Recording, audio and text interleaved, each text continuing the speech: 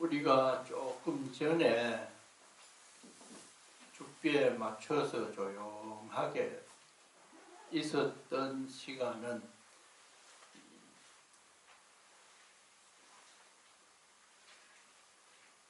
속마음은 어떻게 됐는지 모르지만은 조용한 것은 하나가 된 하나의 마음이라고 생각을 해보면은 우리 마음에는 세 가지 종류가 있다. 삼심. 그 주제로 말씀을 좀 나눠볼까 합니다. 한국에서 유명한 스님이 계시는데 이 스님은 굉장히 지혜롭고 영리하고 아주 인품도 좋고 이래서 경봉 스님이 굉장히 사랑을 해서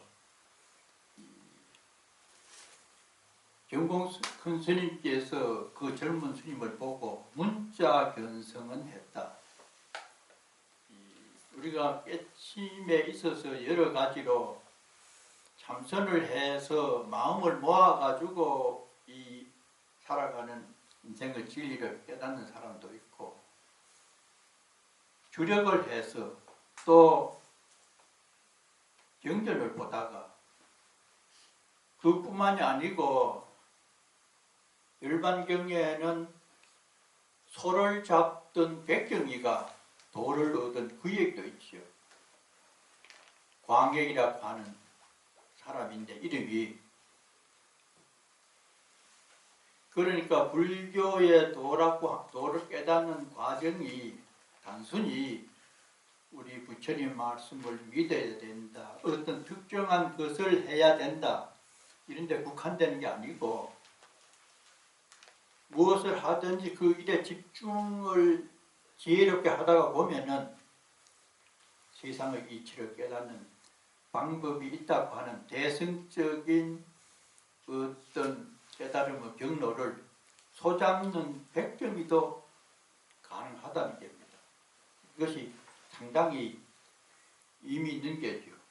불살생을 제1의 목적을 하는 게 불교 기본 원리인데, 소를 잡던 사람이 도를 깨닫는다. 그 사람은 아주 이 장가에도 나오지만은 소를 많이 잡은 사람은 뼈와 살이 닿지 않는 그 칼질을 중간 공간으로 할 수 있을 정도로 일념에 집중을 하면은 세상의 이치를 깨달을 수 있는 길이 있다. 그래서 이 경봉 스님이 인정을 할 정도로 자네는 경전을 잘 연구를 함으로써 이 이치를 알았다 할 정도라. 그 말을 들어서인지 이 스님은 해외에 절대로 안 나가요. 보통 스님들이 해제되면 많이 나갑니다. 그런데 이 스님 주로는 내가 이 세상 살아가는 이치나 마음의 원리를 다 알았는데 구태여 경비 들여가지고 멀리 뭐하러 가느냐. 그 이치가 내 마음속에 우리 생활 속에 다 있는데, 그러면서 늘 원효 스님의 예를 들면서 원효 스님이 마음 깨닫고 이 상태에 사는 중국에 공부하러 갔는데 안 갔지 않느냐. 갈 거 없다. 가보나 안 보나 뻔하지 않느냐.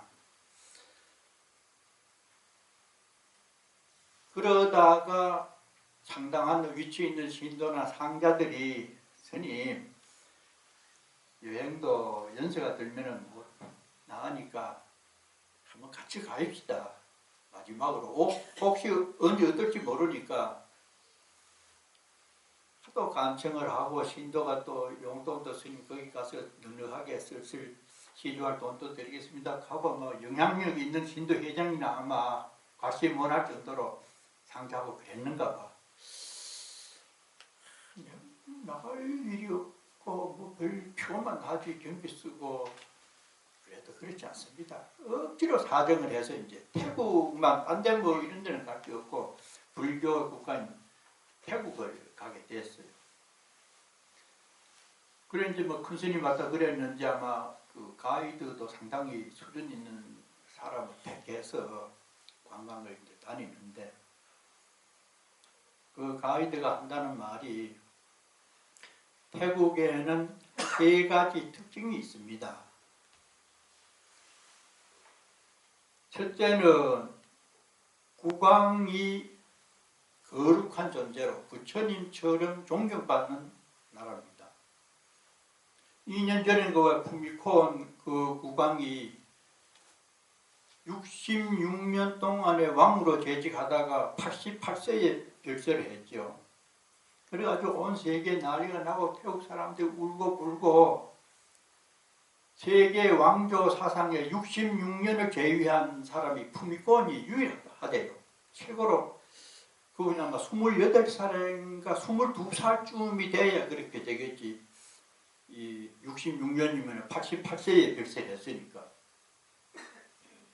그래가지고 1년 동안 전부 한국식으로 말하면 상을 살아야 되는데 노래 음악도 못하고 외국 사람조차도 와서는 경거망도하지 말고 술 팔지 말고 굉장히 했었잖아요. 그래서 아마 지금 그 정자에 그 쟁기 같은 게 있는데 그러니까 아마 작년 이맘때쯤 경적 스님이 저쪽에 반다눈 태국절에 가서 그걸 얻어왔어요.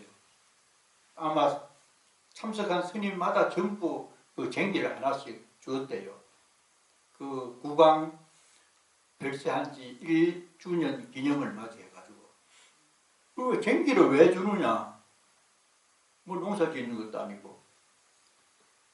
그래서 경전에 나옵니다. 부처님 살아 계실 때에 일도 안 하고 스님들이 바로 들고 얻어보러 다니니까 불교 신도 아닌 어떤 사람이 스님들 농사 지어 먹고 살든지 왜 가만히 있다가 우리 농사 지어 얻어먹느냐고 불쾌하다고 항의를 했어요. 그때 부처님께서 우리는 마음밭 농사를 짓는다. 심전 개발. 당신네들은 육체적인 노동을 해서 생산을 하지만은 우리는 마음을 닦는 농사를 짓고 있어. 이랬더니 그분이 이해를 했다. 아마 그래서인지 그 쟁기를 하나씩 주어가지고 지금 저 육각경 뒤에 있습니다. 그래서 이제 이 왕을 아주 신동을 하는 그런 상황에서 푸미콘 왕이 별세를 하고 1년 동안 그러는 이제 이식을 진행을 하고 있는데 그 마다들이 이어받았죠. 마다들 원래 지난해 66세였대요.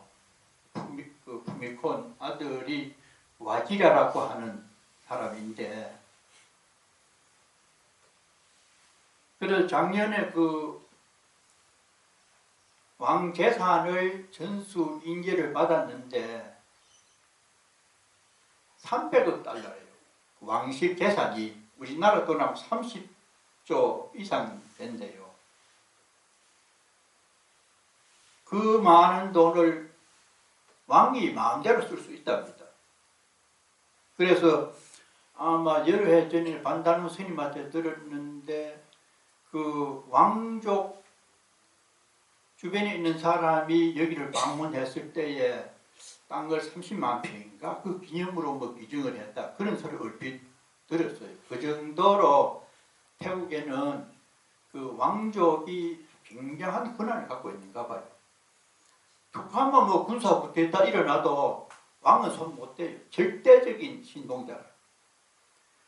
그런데 이 푸미콘 이분은 상당히 부처님처럼 태국 사람들은 왕을 신봉을 하고 공경하는데 지금 와지라라고 하는 이 사람은 장계를 4번 갔대요.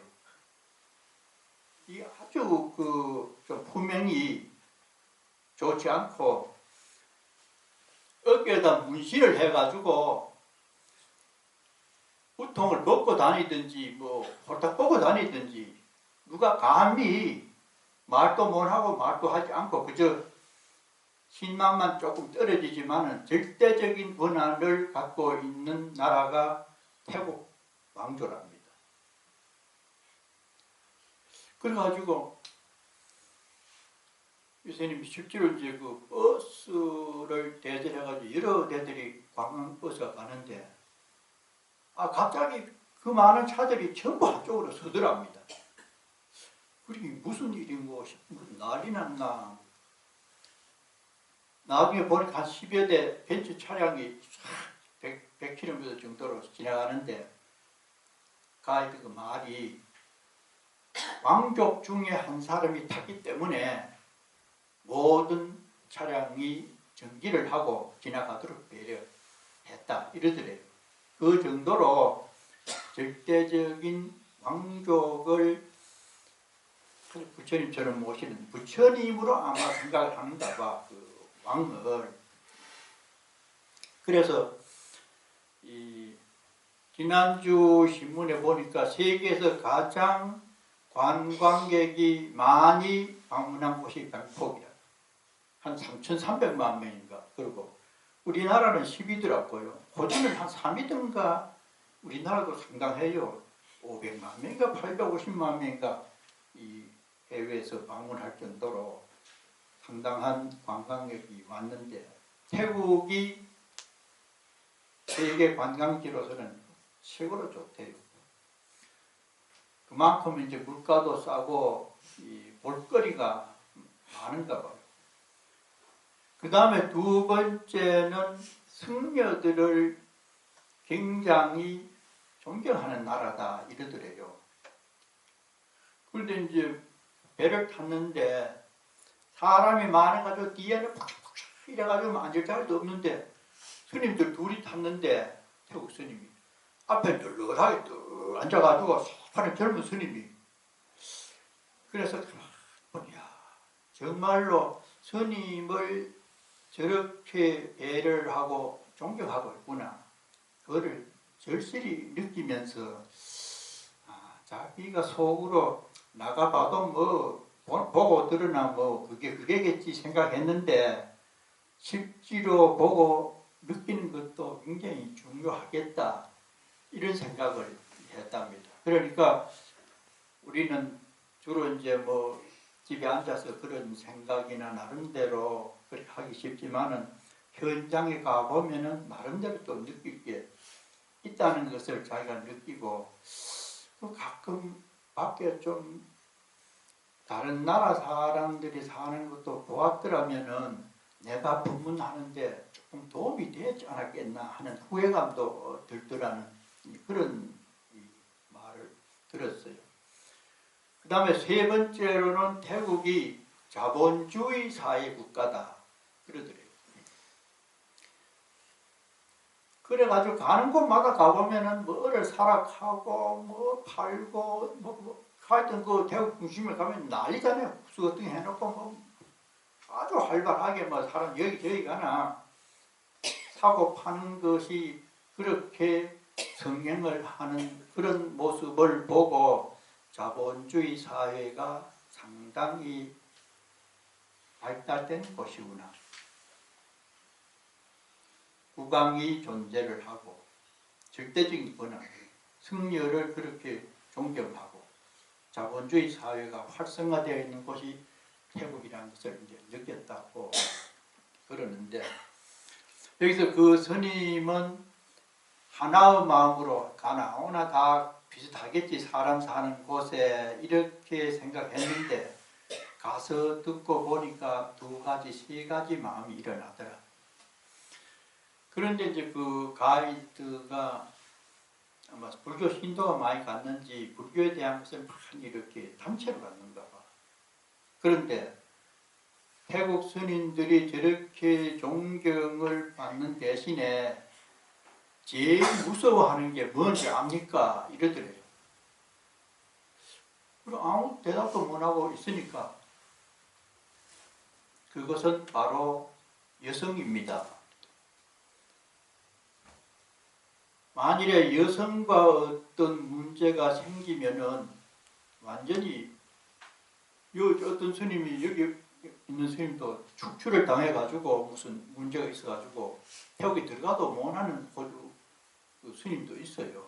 그 정도로 엄격하게 이성에 대해서 또 돈에 대해서 경계를 하는 국가가 태국이고, 근본 불교에서는 버마나 스리랑카는 거의 비슷합니다. 오용락 중에 가장 심각하고 뿌리가 깊은 것이 애욕이기 때문에 애욕에 관계되는 그런 어떤 행위, 여성과 악수를 한다든지 어디 둘이 함께 간다든지 하여튼 그런 이심을 받을 수 있는 행위를 그렇게 금지하는 곳이 태국이기 때문에 굉장히 조심을 해야 된다. 근데 우리나라는 비군이나 뭐 비구하고도 지나면 악수도 하고 보살들도 악수를 하고 뭐 남한은 연세에 든 보살하고 스님들이 뭐 가볍게 안기도 하고 그러잖아요. 그랬더니 어떤 사람이 그러면 달라이라마 스님은 어떻게 되는 겁니까? 그 스님은 가는 데마다 누구하고도 악수하고 안고 어떤 뭐 서양식으로 뺨에다가 오를 대고 부비고 그래 하잖아요. 그래서 거기에서 근본 불교와 대승 불교의 수행 방법이 조금 다른 것이 나옵니다. 달라이라마가 존경받는 것이 귀천에 관계없이 성별을 불문하고 따선 자비심으로 인간애를 그런 방법으로 표현을 하기 때문에 세계에서 존경받죠. 만약에 그 스님이 여성과 손잡으면 안 된다 해가지고 물춤해가지고 합장만 하고 그러면은 그렇게 따뜻한 감정을 못 느낄 수가 있죠. 그래서 이 목적은 같지만은 근본 불교에서는 사성제, 팔정도, 인간이 왜 이렇게 괴롭게 살아야 되는가, 거기에 주안점을 두고 공부를 하다 보니까 가장 큰 장애 요소가 오용락이고, 오용락 중에 여성을 비롯한 어떤 수행자의 관계에서 큰 문제가 발생하는 게 제일 많더라. 이래서 철저하게 이성과 돈에 대해서 그 사람들은 아주 금기를 하죠. 그리고 윗바사나 관을 해서 얻는 목적은 아라한과죠. 아주 해탈을 하는 목적은 거의 같아요. 수행 방법은 지역과 문화에 따라서 그렇게 이성이나 재물에 대해서 엄격하기 때문에 현금도 못 만진다는 거죠. 반면에 또 그 성단에서나 신도들이 다 드리니까 그것은 그만큼 행여나 그런 문제를 야기하지 않게 하기 위한 또 배려가 있어야 되지. 그것도 안 해주면서 뭐 사주지도 않으면서 돈도 만지지 마라 하면은 곤란하잖아요. 그런데 달라이라마 스님은 그와 같이 않는 적극적으로 사람들을 만나고 손도 잡아두고 쓰다듬어 주는 그것이 발전된 대승불교가 포교하는 방법입니다. 그래서 세 가지 마음이 한 생각에서 일어나요. 그렇게 금지하는 것은 탐, 이성이나 물질에 대한 탐심이 행여나 일어날까 싶어서 사전에 예방 차원에서 금계를 두어서 그렇게 엄격하게 자기 마음을 단속하는 그런 불교가 근본 불교 사상이죠. 탐진치, 이걸 함독이라고 우리가 늘 배웠죠. 독. 버섯이라든지 독극물이나 뭔가 해로운 것을 먹으면은 토해내야 병이 낫습니다. 뭐 몇 년 전에 여기 독버섯 뭐 좋다고 어제 먹었다가 병을 실려가고 집단적으로 난리 났다 하더라고요.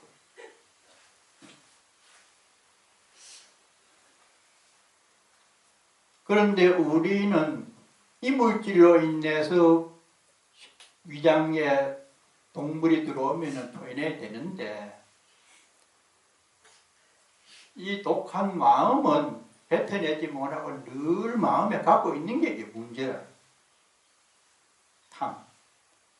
그 탐을 하는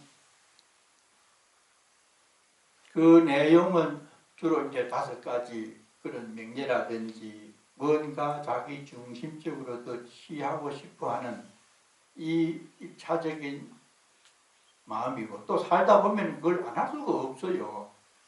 살아가는데 필요하니까 욕심을 내는 근본적인 구조적인 문제도 있죠. 인간에 대해서. 그런데 문제는 그런 어떤 좋지 않는 마음을 마음에 갖고 있음으로써 그것이 뜻대로 안 됩니다. 근데 우리가 문제가, 전에 어떤 분이 말했지만은 실질적으로 우리는 이 지구라고 하는 세계에 주어진 시간에 여행을 왔다고 만일에 생각을 하면은 우리는 나그네라. 여행객이죠. 여행객이 되면은 어떤 지위가 높아도 저 모르는 데 가면은 가이드 말을 따라야 됩니다. 오락하면 오고 가락하면 가고 모르는 데 가서는. 그러면 우리가 지금 여행을 지구에 왔다고 하면은 우리의 가이드는 누구냐? 우리 부처님이죠. 그 말씀을 따라야 되는데 듣기는 듣는데 실천을 안 하고 이어가서 가면 저리 가고 가이드 말 안 따르면 결국 끝에 가서는 관광객이 손해입니다. 그래서 그걸 우리가 인식을 못하고 우리가 이 세상에 살면서 내 멋대로 세상이 돼야 되고 내가 모든 것을 주관하는 것처럼 지금 착각을 하고 있어요. 우리 마음대로 되는 게 어디 있고 내 힘으로 내가 사는 게 얼마나 됩니까? 옷이라든지 음식이라든지 전부 90% 이상은 상대방의 도움으로 살아가고 있는데도 내 본능이나 어떤 내 힘으로 살아가는 줄 알고 시험을 며느리한테 마음대로 안 됐다고 이 야단을 치고 자녀들한테 자기 뜻대로 공부 못한다고 벌을 주려고 하고 지금 자기 의도대로 하고 싶은 그 마음이 탐심이죠. 근데 그게 뜻대로 안 되면은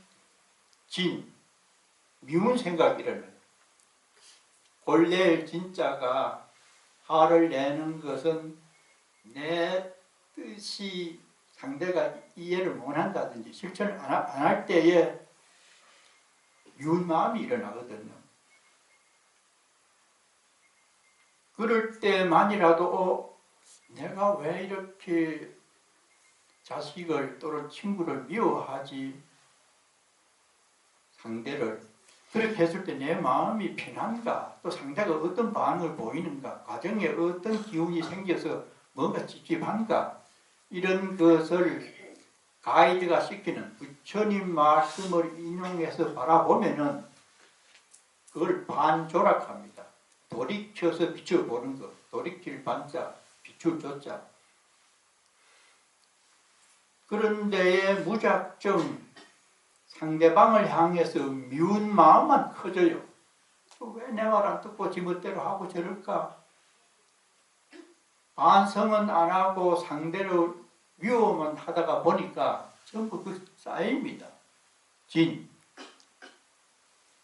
그애가 더 커지면요, 분노가 생겨요. 그게 칩니다.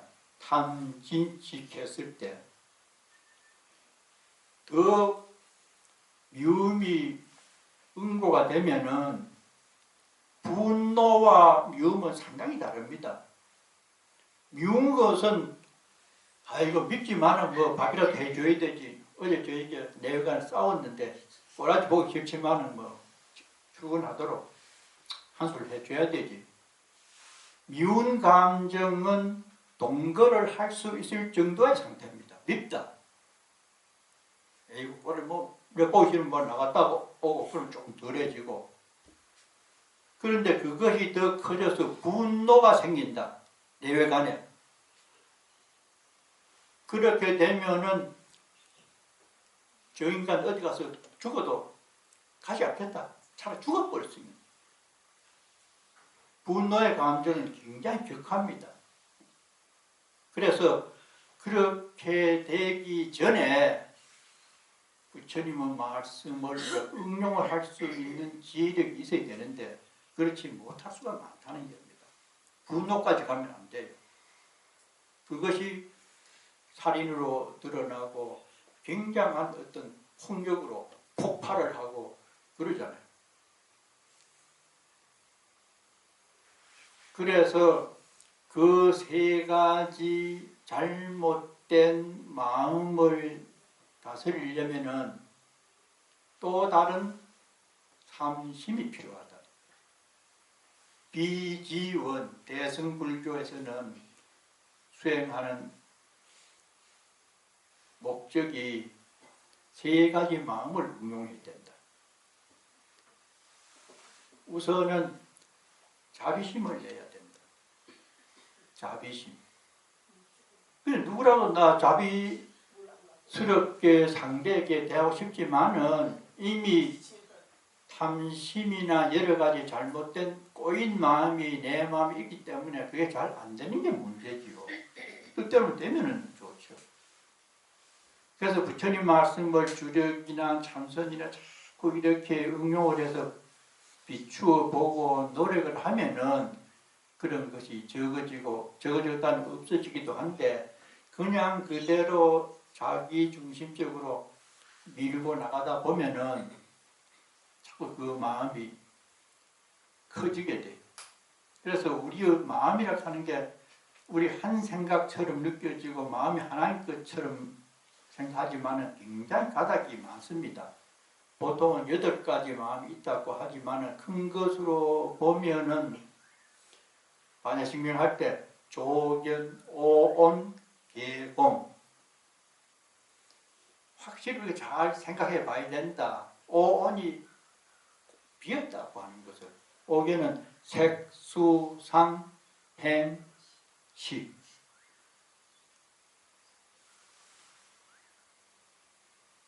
그런데 색, 수, 상 보고 듣고 느끼는 이 그런 감정하고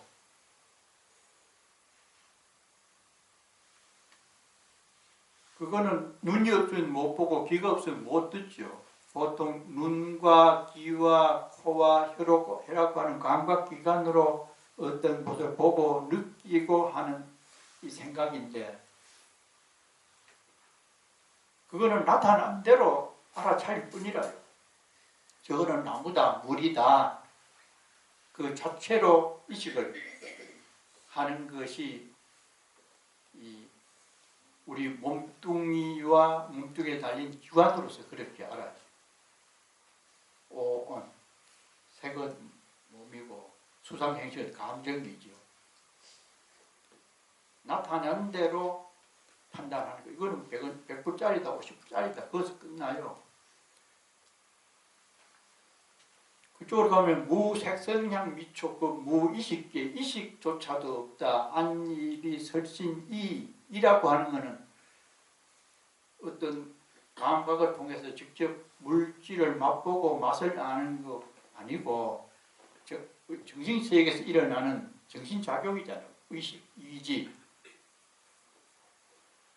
근데 업을 짓고 싸우고 시비하고 미워하고 하는 감정은 의식에서 일어납니다. 생각으로.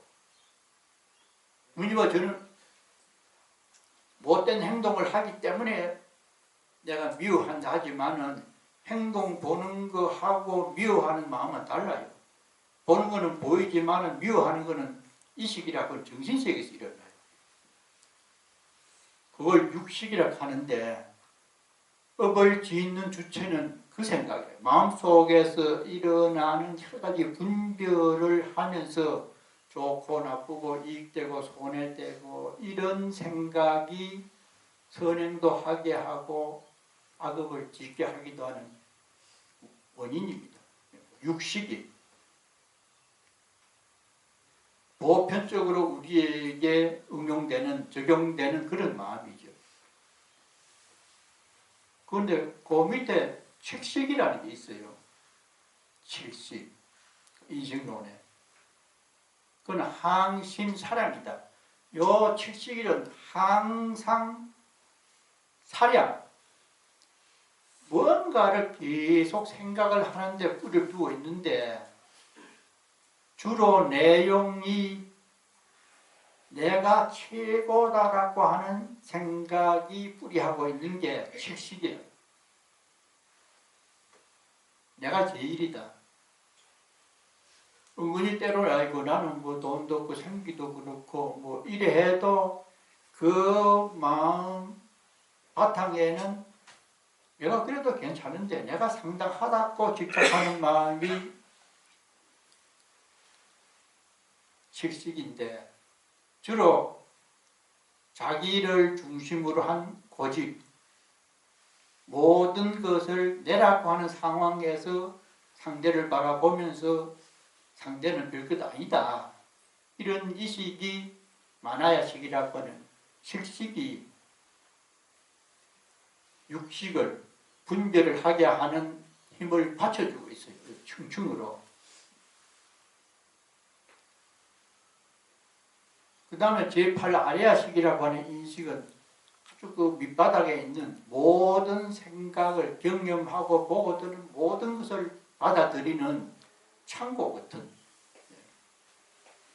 함장식이라고 모든 것을 전부 그대로 좋고 나고 관계없이 일체를 받아들이는 근본 마음 바탕을 팔식이라고 해요.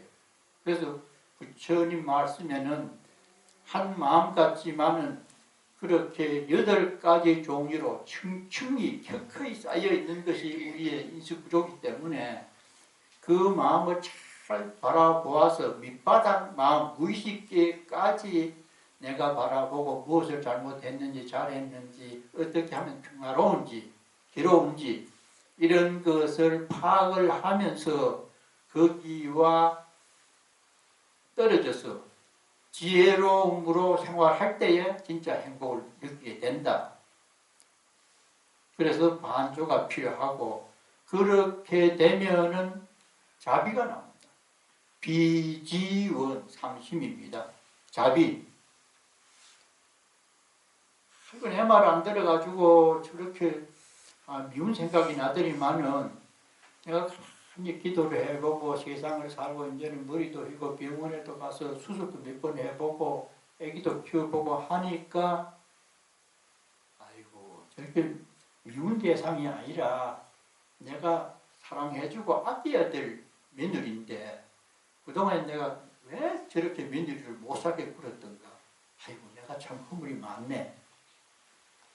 자비심을 내게 되는 그 중간 다리가 기도나 반성을 하면은 그렇게 나온다는 겁니다.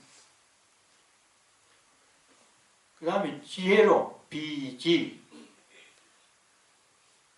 지혜로우면은 자비심이 나오게 되게 돼 있는 내용, 말, 표현이 다르지 하나지요. 같은 방향이 달라 그렇지. 상대에 대한 어떤 큰 배려를 할 수 있고 이해를 할 수 있는 것은 지혜가 생기면은 자비가 나와지는 서로의 동질성이죠.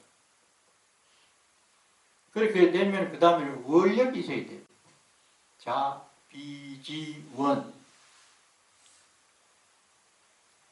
원력은 우리 사홍섭은 불법을 다 배우겠습니다. 중생을 다 제도하겠습니다. 아주 큰 마음을 갖고 생활을 할 수 있는 지혜가 생기면은 어디 가서 내가 상대를 위해서 배려 못하고 뭐 때문에 내 마음이 불편하고 남을 미워하고 분노를 하겠어요. 그래서 지비원 삼심을 일상생활에 실천해야 된다고 하는 것이 대승불교의 수행 원리고 그 대표자가 보살입니다. 보살. 근본불교에서는 아라한과를 얻은 것으로서 최고의 가치를 주지만은 대승불교에서는 보살의 삶을 사는 것이 가장 행복하게 살 수가 있다고 하기 때문에 달라이 라마 스님은 적극적으로 지혜를 바탕으로 한 자비심을 일으키면서 모든 사람과 악수를 해서 부처님의 삼심을 실질적으로 실천을 하지만은 또 물질이나 이성이 수행하는 데 굉장히 큰 걸림돌이 될 수 있기 때문에 근본 불교에서는 여성과 돈에 대해서 엄격하게 통제를 하는 그런 모습으로서 그 스님이 안방에 앉아서 마야나가 최고다, 보나마나 뻔하다고 하는 생각만 고집했다가 태국에 관광을 가보고 그 말씀도 상당히 일리가 있는 이런 어떤 부처님의 말씀인데 우리는 안방에서 잘 이해를 못하고 자기 사상이 자기가 처신하는 것이 제1인 줄만 알았는데 여행을 갔다 와서 한층 더 자신의 세계를 바라보는 게 아니라 부처님 말씀을 이해하는데 도움이 됐다. 이런 말씀을 듣고 오늘은 이 삼심에 대한 그런 말씀을 드렸습니다. 공지사항